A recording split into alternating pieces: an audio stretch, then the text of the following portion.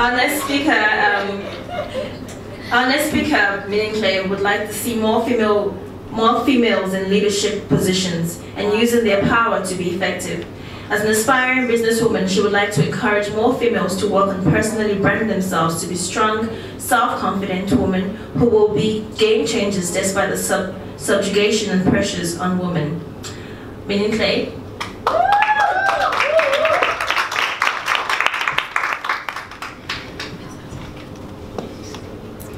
Hello everyone. Hi. I thought I was really ready to go first. But then, yeah, life happens. But actually, I just wanted to first and foremost say thank you to Odi and Vinia and everyone else who was part of the team, just setting up everything and just creating the space for us to all be here. Because what I've realized in Grahamstown, there are very few activities that you can do. It's either prime or dine or food or that's about it. So I think we'd like more and more of these initiatives. And thank you for the platform. People who know me know that I like talking, so I did time myself.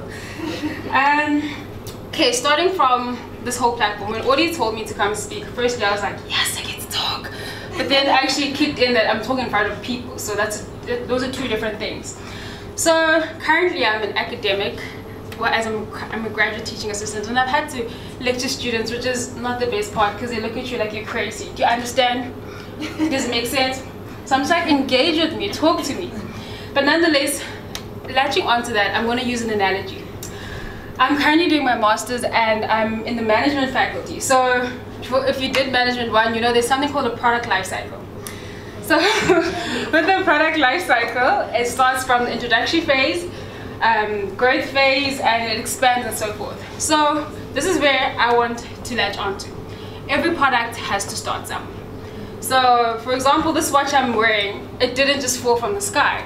Lots of things went into creating this watch for it to be a final product.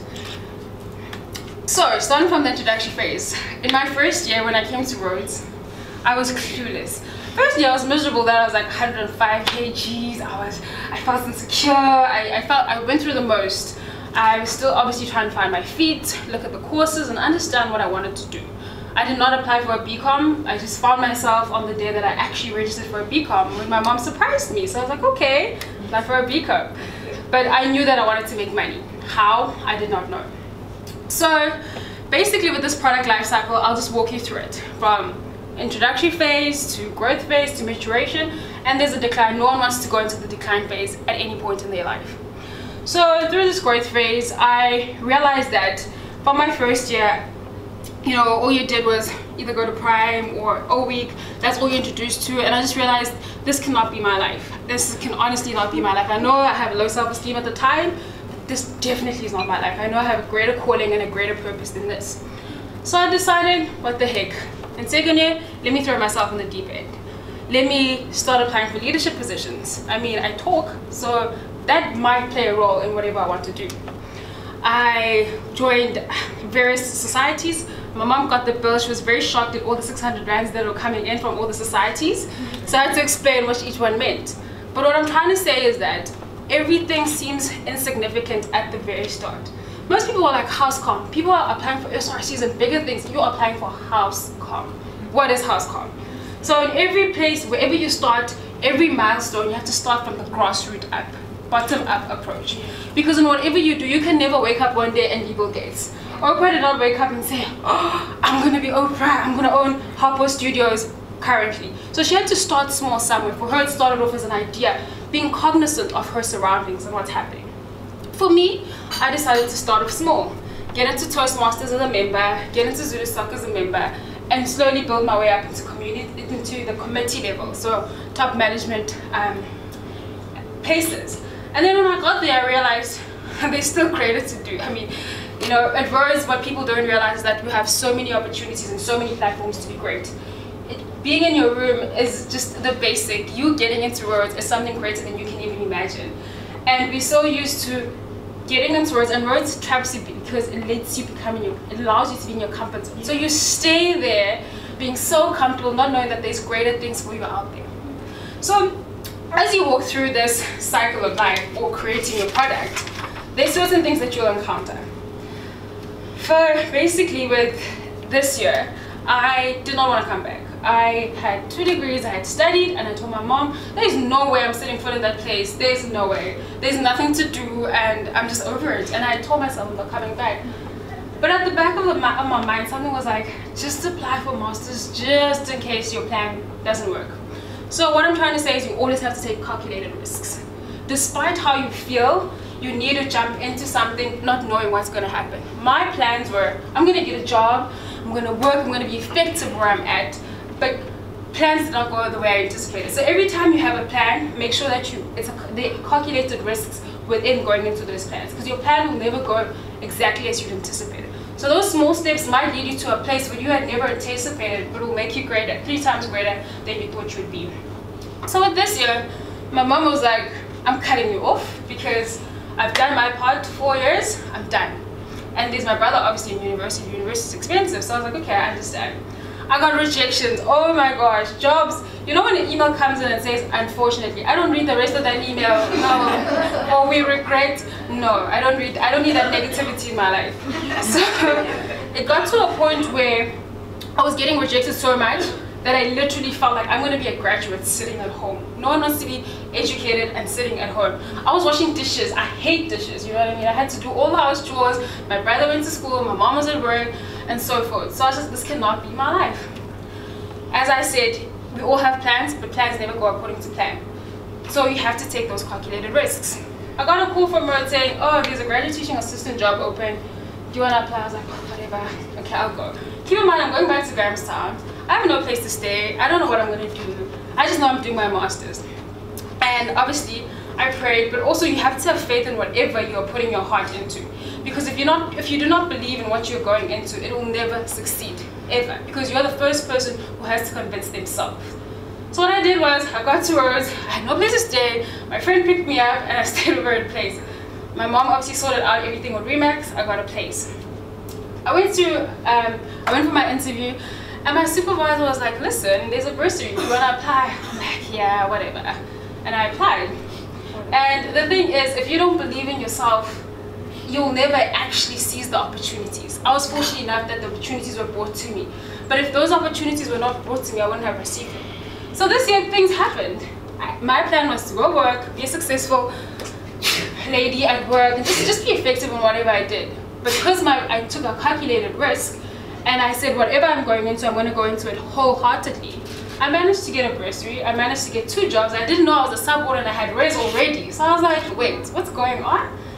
And then as time unfolded, I realized over the years, those things obviously, from first year up until now, my confidence was being built by these small milestones, these small leadership things that I was doing, because they weren't only just building my capabilities and my skills, but they were boosting my confidence. People take, I'll use HouseCom for example. People take HouseCom as something that's that trivial. You speaking in a meeting is boosting your interpersonal capabilities and your skills. So don't ever take anything you do lightly. Even if it's you being in your room and talking to yourself and prophesying over your life or speaking whatever into your life, don't ever take that lightly. Because you do not know where that is going to lead you to. So this year, my supervisor once again said, Minnie, apply for this. So I got the bursary, I got the 2 jobs. He said, apply for the Friedrich Stiftung program. It's a German program, and they needed 5 students from Rhodes and 5 from the other universities. Me being me, I consider myself a confident person, but I have those days where I also just feel like wearing a hoodie and jeans. You know, we have those days. So I applied. I went to the interview. I was highly intimidated because people were using words I'd never heard in my life. So I was just like, oh. I walked out of the interview. I sent a voice note to my friends. I was like, it's late, eh? It's okay, you know, I didn't get it. And that situation just proved to me that whatever you do, don't ever go into something with a negative attitude. But when I got out of that, as much as I thought it was late, I had learned from other people in terms of how to speak and how to sit in an interview.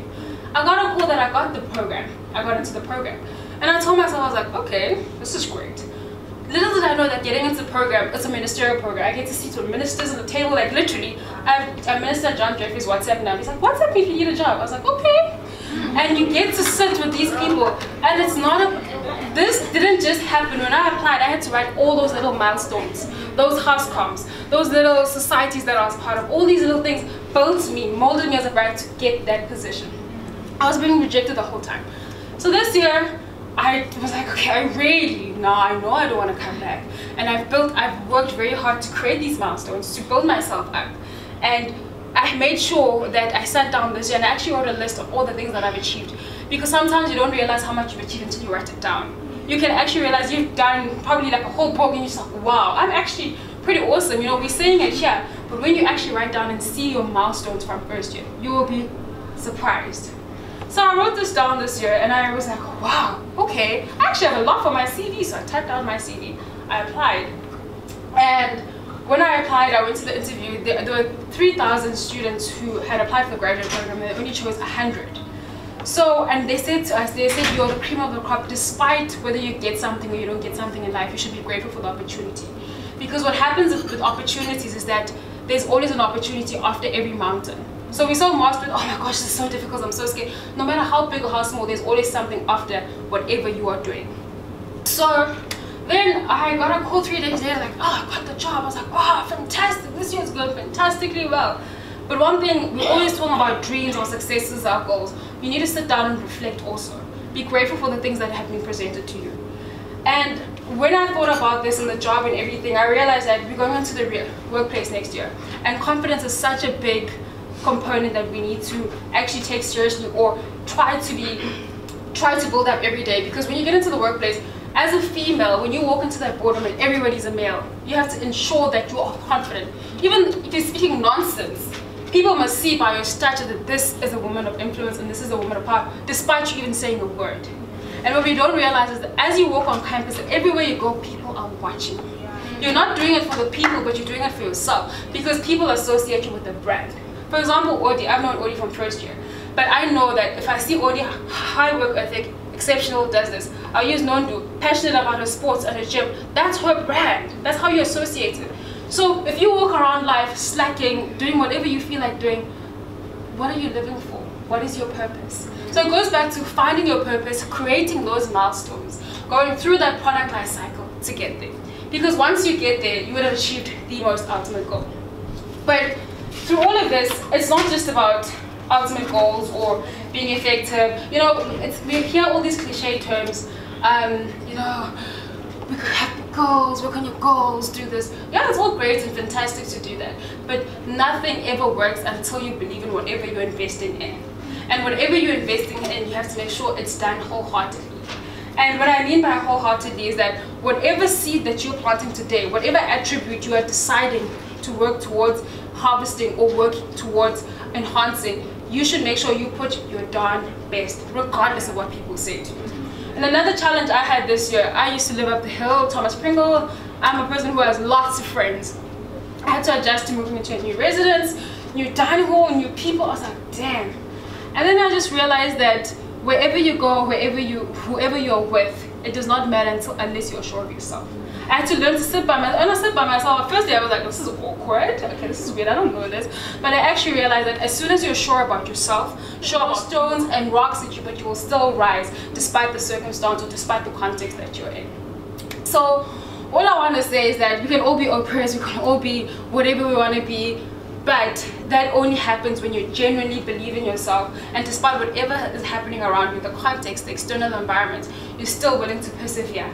And just make sure that you're sure of yourself and you have a great support system. And the ladies, all of them have mentioned how important it is to have a support system, because when you fall, you don't want people to throw rocks at you already. You know what I mean?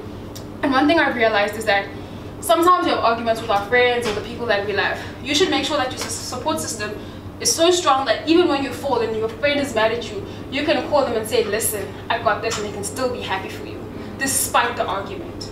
So, also going back to building milestones, I didn't know that these little small things that I was doing, your house comms, your community engagement, would actually lead to something greater. So I decided to throw myself in the deep end. I love challenging myself, and I'm an opportunist. And I love seeking opportunities. Wherever there's an opportunity, best believe you'll find me there. So there was Investec Top 100. I was like, okay, this is big. I like the trophy, but hey, let me just try. And I tried out. And when you fill in those forms, like I said, all those milestones count. They want to know what you did, when, and how. And at the time, I had no confidence. I felt like this is insignificant. But at the end, the reward that you'll get from that. I got invested top 100 eventually, they said, because the reward was greater than what I was doing. So all the building blocks that you build, don't take them lightly. They're not trivial. Despite how people might view them, it's all about how you view your situation. So thank you.